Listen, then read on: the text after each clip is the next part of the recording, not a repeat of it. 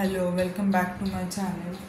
Actually एवढं late पण blog घेते आणि ब्लॉग घ्यायचं कारण पण असं आहे, सांगूशी पण वाटत नाही आणि काय सांगावं ते पण कळत नाही. मी जस्ट आता टी व्हीला एक गोष्ट ऐकली, आपल्या स्वारगेटमध्ये घडलेली गोष्ट आहे. म्हणजे पुण्यात राहून पुण्यात अशी गोष्टी घडतात आहे. बापरे, मला तर स्वतःला शॉकिंग आहे. मी एक स्वतः पुण्यातली मुलगी आहे आणि प्रत्येक वेळेस मला ब्लॉगमध्ये सांगूशी वाटत नाही ह्याच गोष्टी. आणि काय सांगावं, हे आपल्या स्वतःच्या सेफ्टीबद्दल आहे का मला तर असं वाटतच नाही राहिलेले की आपण ही गोष्ट ऐकून दुर्लक्ष नाही करू शकत. प्रत्येक वेळेस ते गँगरेपची गोष्ट सांगणं हे पण चुकीचं आहे. आणि मला पण असं, मी जस्ट ऐकलं होतं रिसेंटली 10-15 मिनटं अगोदर की आपल्या अशा गोष्टी घडतात आहे ना पुण्यात राहून, की त्या पुण्यामध्ये खरंच सेफमध्ये. मी स्वतः पुण्यातली एक मुलगी, असं पण नाही की मी बाहेरच्या ठिकाणी राहते, मी पण पुण्यातलीच एक आहे. असंही माझं शिक्षण पण सगळं पुण्यातच झालेलं आहे. पण प्रत्येक वेळेस मला ब्लॉगमध्ये किंवा मला ह्या गोष्टी सांगूशी नाही वाटत सारखं की ह्या गोष्टी, अशा गोष्टी घडतात मुलींच्या बाबतीत. खरंच मला या गोष्टीला असं आश्चर्यासारखीच गोष्ट आहे. आपल्या पुण्याला माहेरघर म्हणतात ह्या गोष्टीला. असं म्हणतात की पुणे हे माहेरघर आहे. ह्याच पुण्यात अशी गोष्ट घडती, विशेष आहे बाबा. मी एक पुणेकरी, पुण्यात राहून सुद्धा मला बऱ्याच गोष्टी ऐकल्या. स्वारगेट माझ्यापासून एक एवढं पण लांब नाही आहे. मी वाघोलीला राहते, वाघोलीच्या एक अलीकडच्या साईडला राहते.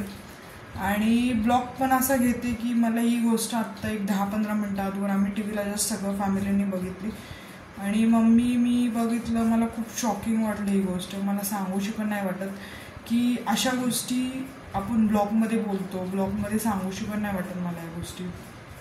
आणि प्रत्येक वेळेस ब्लॉगमध्ये हेच गोष्टी सांगूशी का वाटत नाही, कारण की आपल्याला आपली सेफ्टी, मला नाही वाटत मी पुण्यात राहून ही सेफ गोष्ट झालेली. आणि मला असं खरंच वाटत नाही की मी एक मुलगी आहे, मी स्वतः पण एक मुलगी, पण बाहेर पडायचं म्हटलं तर खूप चॅलेंजिंग गोष्ट मुलींना भेटतात. आज त्या मुलीला दुर्लक्ष केलं, तिला वेगवेगळ्या ठिकाणी सांगितलं, तिला ॲड्रेस चुकीचा सांगितला. मग इतकं सांगण्यासारखं गोष्ट आहे की अचानकच कसं काय ते लाईटी वगैरे पण बंद झाल्या त्या बसमधल्या. आणि एक सांगायचं ते की हे अचानक घडलं का घडून आणलं ह्या गोष्टी आपल्याला काहीच माहीत नसतात. पण ज्या गोष्टी होतात ना त्यासाठी आपल्याला स्वतः एक खूप सेफली बाहेर पडावं लागणार आहे इथून पुढे. कारण की शॉकिंग सारखी गोष्ट यार पुण्यात होते.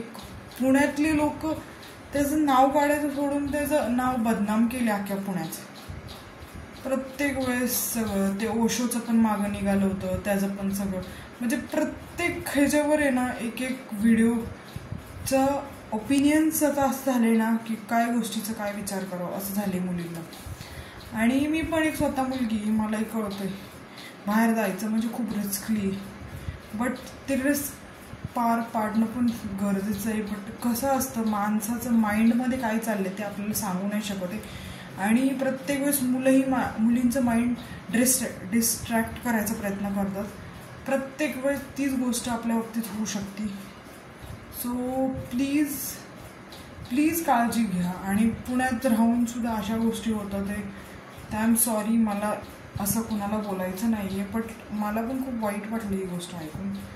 माझ्याही सोबत एक असं नाही की माझ्या पण फॅमिलीसोबत आहे, कोणी आहे, माझी बहीण आहे, भाऊ आहेत, माझ्या छोट्या बहिणी आहेत. माझं असं नाही की म्हणजे माझ्या फॅमिलीमध्ये पण कोणी पण आहेत. ती गोष्ट कुणासोबतही होतं, सांगून होत नाही ती गोष्ट. आणि मला मागच्या पण ब्लॉगमध्ये हेच सांगायचं होतं, अजून पण मी हेच सांगते की प्लीज प्रत्येक वेळेस बाहेर पडताना खूप विचार करा. तुम्ही बाहेर जाताय, तुमच्या मॉम डॅडला माहीत नाही आहे पुढं काय होणार आहे, किंवा तुम्हाला स्वतःला पण माहीत नाही ही गोष्ट काय होणार आहे. सो प्लीज आपली काळजी घ्या यार. खरंच काय आहे की आजच्या जगात आहे ना असं शांत राहून किंवा खूपच शांत, खूपच जास्त मस्तीखोर किंवा खूपच जास्त हुशार हे नाही चालत. लाईफमध्ये गोष्टी खूप चॅलेंजिंग गोष्टी येतात, त्याला आपल्याला स्वतःहून समोर जावं लागतं, त्याच्याशिवाय काहीच उपयोग नसतो. सो प्रत्येक वेळेस कुणी आपल्याला सपोर्ट करायला येईल असं नाहीच आहे.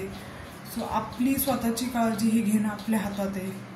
आपलं माइंड डिस्ट्रॅक्ट करतात ते लोक. पण प्रत्येक वेळेस मुलगा किंवा मुलगी हेच जर भेदभाव होत आलेले, मुलगा आहे म्हणून त्याला सोडून द्यायचं किंवा मुलीचं पण काहीतरी, म्हणजे असं आपल्या जगात चाललेलं आहे ह्या ह्याच्यात. आणि ब्लॉग पण ॲक्च्युली मला घ्यायचा नव्हता, पण मी ऐकलं, मला खूप कसं तरी झालं. सो प्लीज गाईज, हा ब्लॉग सगळ्यांपर्यंत शेअर करा, हा बघा, लाईक करा, शेअर करा, सबस्क्राईब करायला विसरू नका. आणि प्लीज आपली काळजी घ्या. आणि कोणी कसं बोललं त्याच्यावर जास्त रिॲक्ट करूच नका जात जाऊ, कारण की आपल्या माइंड ते लोक डिस्ट्रॅक्ट करायला खूप जास्त प्रयत्न करतात.